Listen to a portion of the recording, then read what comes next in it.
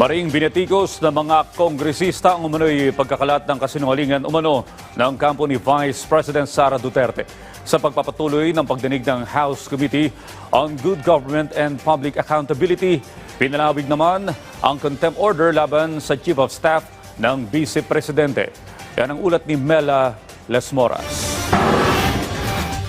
Imbes na 5 araw, pinalawig pa ng House Committee on Good Government and Public Accountability sa 10 araw ang contempt order laban kay Yusek Zulaika Lopez, Chief of Staff ni Vice President Sara Duterte. Sa ikapitong pagdinig ng komite ngayong Lunes, binatikos ni House Deputy Minority Leader Franz Castro ang umano'y pagiging evasive, uncooperative at mga pagsisinungaling ni Lopez. Yan ay hindi lamang patungkol sa mga pagdinig kundi maging sa nangyaring tensyon nitong Sabado sa Kamara nang ihain ang transfer order kay Lopez sa Women's Correctional Facility sa Mandaluyong City. Pinigilan kasi ito ng Vice Presidente at pinalagan din ni Lopez at nagdaos pa sila ng press conference habang nasa Kamara, gayong mga pasaring at kasinungalingan naman umano ang kanilang mga sinabi. Ang iba pang kongresista lubos din itong inalmahan na pawang paninira umano sa kanilang institusyon. Nakita naman natin sa history nung kanyang evasive attitude,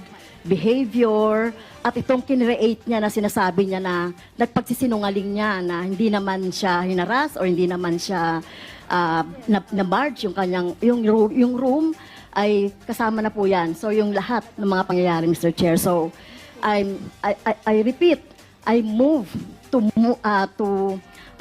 extend the period of contempt of Attorney Zulaika Lopez, Mr. Chair. Is there any second to the motion? Mr. Chair, may I be recognized, please? Duly seconded. Is there any objection?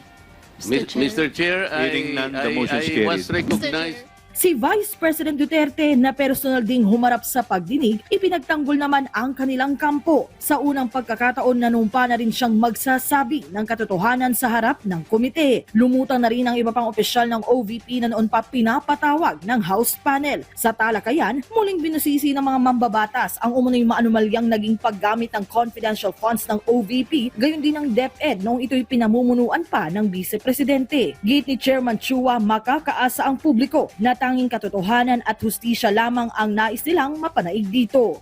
Sa bawat pagdinig po natin, patong-patong po ang mga natutuklasang kababalaghan sa nangyayari sa 612.5 million na confidential funds ng OVP at DepEd.